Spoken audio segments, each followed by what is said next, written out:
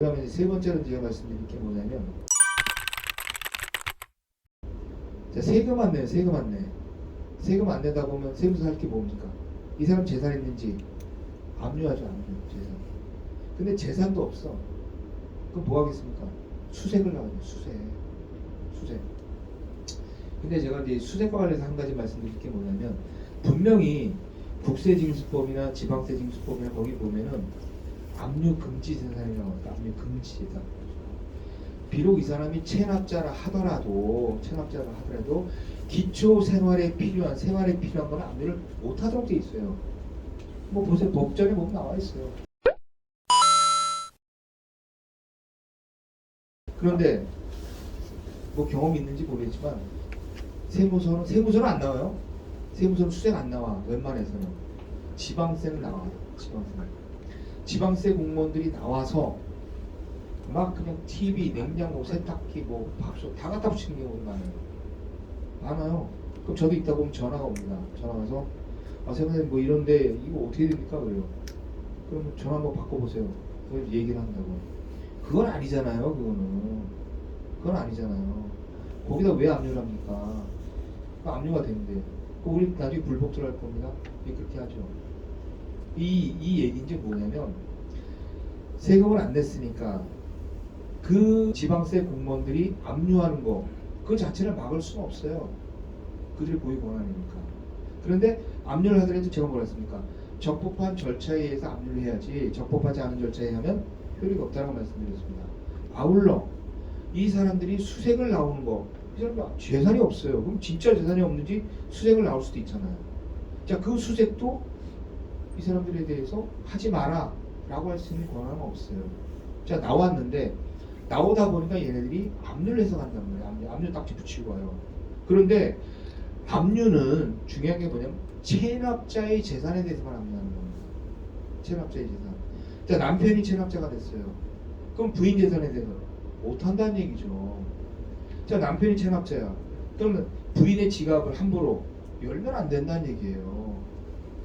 그런데 그 친구들은 부인 지갑도 열고, 그 다음에 부인 가방, 명품 가방도 가져가요. 왜 가져가요? 왜? 체납자는 남편이에요. 남편 것만 가져가는 거야. 남편 것만. 그런데 간혹 이런 거 있어요. 귀속이 불분명한 경우. 어떤 경우냐? 집안에 보니까 싱크대 이렇게 열다 보니까 거기 돈이 나왔어. 현금만 50만이 나왔어. 이게 누구 재산이야? 모르잖아 이거는. 그러니까 이건 부부 공동 재산을 볼 수가 있다는 얘기예요. 그런데 명확하게 부인 지갑에 있는 돈을 꺼내놨다? 이건 누가 보든 여자 가방이고, 여자 골프백이고, 그 다음에 여자 귀금속이야. 근데 그걸 왜 가져가냐는 얘기예요. 좋아, 이것도 가져가는 건 좋아요. 그런데 밥솥에 대해서 압류하면 밥해 먹지 말라는 얘기예요? 그럼 냉장고에도 또 갖다 붙였어요. 중고 냉장고. 그럼 그거 갖다 팔면은 우리 집은 세금을 냈으니까 한여름에 음식도 이렇게 방바닥에서 놓고 먹으라는 얘기입니까? 아니잖아요. 이게 뭡니까? 생활에 필요한 물품들이에요. 생활에 필요한 물품들. 이건 압류를 할 수가 없어요.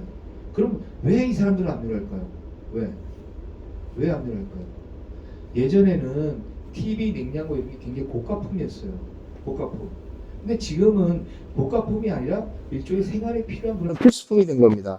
TV 같은 경우에 우리가 뉴스 같은 걸 봐야 되잖아요. 정보를 취득해야 되는데, 그럼 TV라는 어디서 그 정보를 취득합니까? 그래서 그런 시절이 있었고, 또 하나는 뭐냐면 이게 지방세 굉장히 병폐입니다. 병폐. 지방세 공무원 중에서는 임시직 공무원들이 있어요. 임시직 공무원들.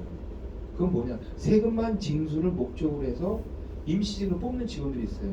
그 친구들은 기본급에다가 징수를 하게 되면 일종의 수당을 줍니다. 수당을. 그러다 보니까 이 친구들은 그런 걸 받을 욕심으로 해서는 안 될 행동들, 또 일반 그 사채 같은 경우 강제 유체송산 그 강제 집행할 때는 하잖아요. 그렇게. 그런데 국세나 지방세는 그렇게 할 수가 없어요. 그래서 갖다 붙인다는 얘기예요. 왜? 그렇게 해서 세금을 빨리 받을 그런 목적으로. 그럼 여기서 핵심 뭡니까?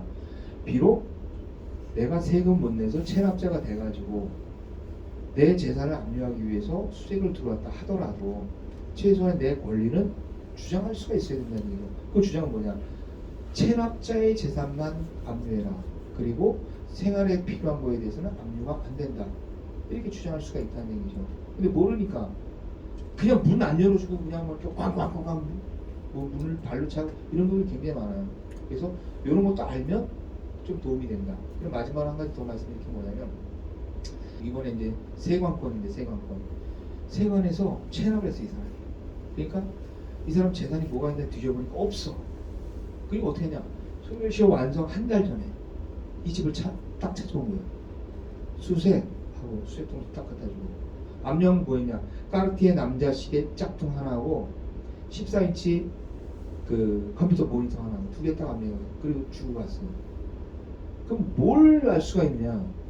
이거는 재산을 압류를 해가지고 그 체납된 관세 충당을 목적으로 압류한 게 아니라 시효 연장하기 위해서. 그렇지 않으세요? 난 그렇게 봐요. 그래서 이번에 우리 소송 낼 거예요. 수색하려면 어떻게 되겠어요? 아무 때나 수색 나오는 거 아니에요. 아무 때나. 수색을 나오기 위한 요건도 있어요. 예를 들어서 자 이분이 체납을 했어요. 체납을 했는데 이분이 재산이 없어. 디비전이 딱 해놓은. 그런데 이분이 외제차를 막 타고 다녀요. 좋은 차를. 어? 그럼 뭐 부인이 줬든지 뭐 어떻게 됐든지 하겠죠. 그리고 이분이 고급 술집 가서 술 먹어. 미행을 또 붙여요. 체납하고 그러면. 그럼 그리고 또 좋은 게 월세인데 굉장히 좋은 집에서 사. 자 그럼 뭐겠어요? 이 사람 자체는 돈은 없다라고 하는데 무언가 어딘가 돈이 들어오니까 이 사람이 그 돈을 생활하는 거 아니냐. 그러면 수색을 해봐야 되겠다 해서 계획서를 수립을 합니다.